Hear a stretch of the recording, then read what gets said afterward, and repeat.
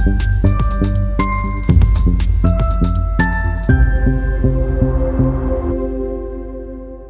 am excited to be here today and welcome the opportunity to visit. As Tracy has said, had the privilege of working for sorghum farmers for a number of years and certainly seen the industry make a lot of different changes and transitions during that time period. As I get started, one of the things that I want to do is want to recognize two things. A lot of leaders in the room that have given and volunteered a tremendous amount of their time over past years to be supportive of this industry.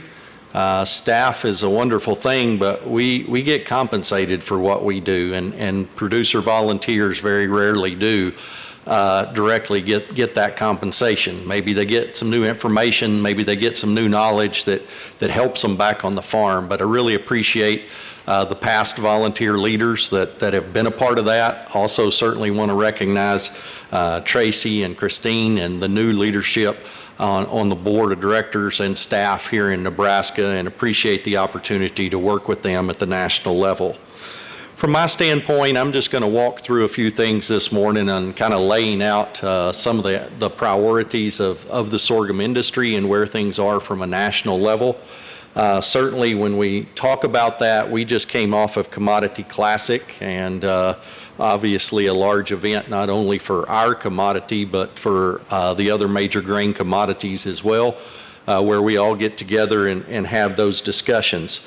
I think one of the things that is always a positive aspect of that for us is the ability to sit down with our government's leadership and have those conversations. And in a year of transition here, it's a little bit more challenging this year, but even then, while we don't have undersecretaries named and while we don't have a bunch of undersecretaries there that we would normally have, we had a lot of acting staff that was there, a lot of the people that run the day-to-day programs at USDA. So whether that's things like economic assistance that they're working very hard on, or whether that's things like a disaster assistance that unfortunately some in this room will certainly qualify for when we look back at 23 and 24. It's a great opportunity to have those discussions with those individuals.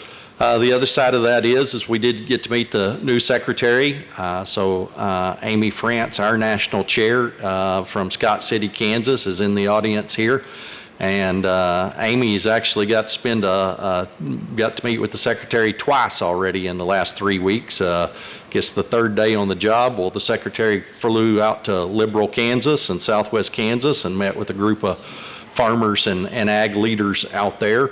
A couple of our board members got to be a part of that. And then last week at Commodity Classic, had an opportunity to sit down with the secretary for about an hour and really have just kind of the off the record, behind the scenes conversation about where things are and what that looks like. And so certainly appreciate that opportunity to be able to have input and discussion at that level, because it's important during any transition that be able to happen. When we really look at sorghum and from a national level, what priorities there are or where things are for 2025, of course, they're big picture items, and in some cases they're big picture items that we seem like we've been working on for a long time. And what is that? What does that mean? Well, I'll start with E15. I think most of y'all know, but it's a piece of legislation that has been so close so many times to not be across a finish line with so much bipartisan support.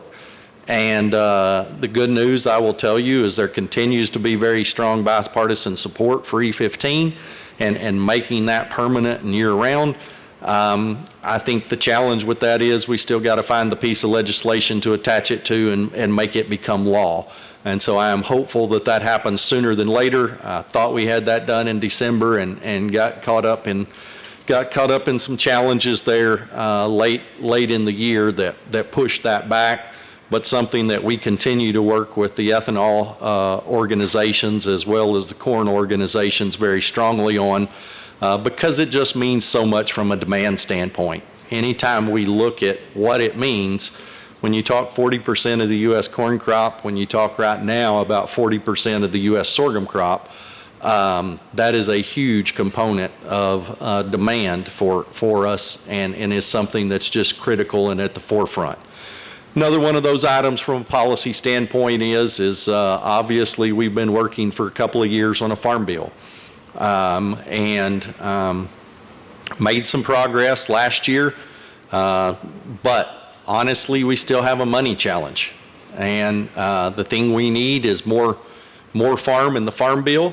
One of our past national presidents said the challenge is right now from a farming standpoint is it feels like I'm about 15 or 20 feet above the ground and above the concrete, and I'm falling, and the safety net's about 4 inches above the concrete, and that's not much of a safety net. And I think from that standpoint, it's all about how do we get those dollars. You know, our job to lobby for policy and to say what we need. It's up to Congress to figure out how they achieve that and come up with that. And there's certainly a couple of different approaches about how they could come up with some dollars this year. But I think that's the first component that has to be done, is we have to find some dollars to be able to have a little bit more of a safety net. For us, that looks a whole lot like increases in reference prices or making ARC provide more protection for you as we look at what that means in farm policy. But certainly something that is critical. There's a second part of that that's the policy aspects, and the devil is always in the detail on policy when we get into that, and this bill will be no different. A lot of questions that remain there on how we tweak policy or improve policy to make it better in terms of what that looks like. One of the ones that our organization and our industry has spent a lot of focus on the last few years is the conservation aspect of it. When we look back 10 years ago, we had a huge number of sorghum farmers that participated in conservation programs. And when we did a survey a couple of years ago, much to my surprise, and I'd been hearing this a little bit around the board table, but much to my surprise, you know, huge majority of our members were not participating in conservation programs. They had been through CSP and maybe re-upped one time, and then at that point, there just wasn't a fit for them. And so one of the things we've spent a lot of time on is really trying to understand what is that challenge. Do the programs not fit our commodity? Is it an education issue that they don't understand? And I think one of the things we've learned during that time period is not surprisingly, some of these programs take a lot of paperwork and are very complex. And as a lot of our farmers are forced to try to do more and more and more with less resources, it just becomes a time crunch of do I have time to fully understand that program?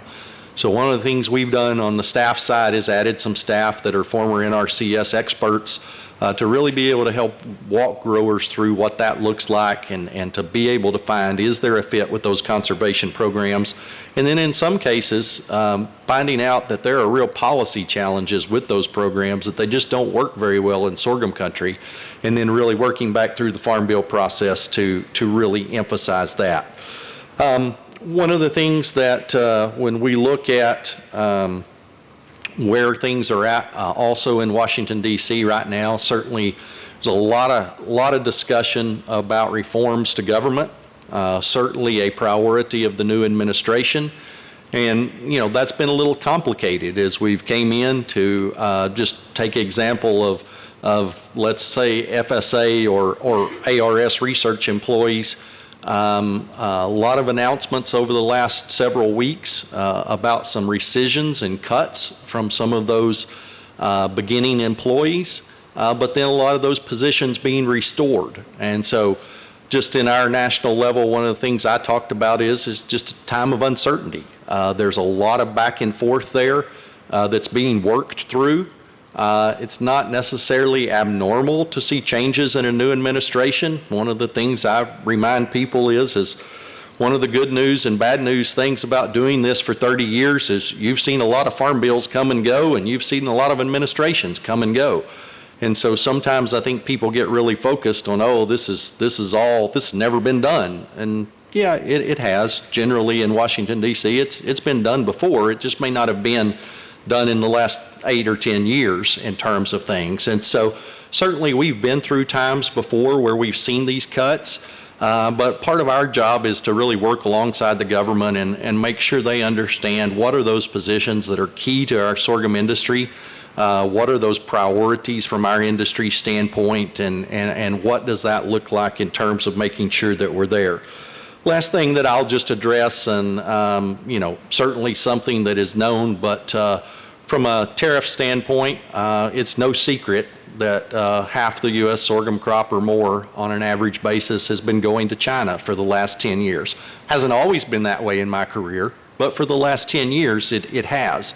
So certainly that is a huge concern for us when it's our #1 market, and it's kind of off the table right now with all the uncertainties over tariffs and all of the back and forth.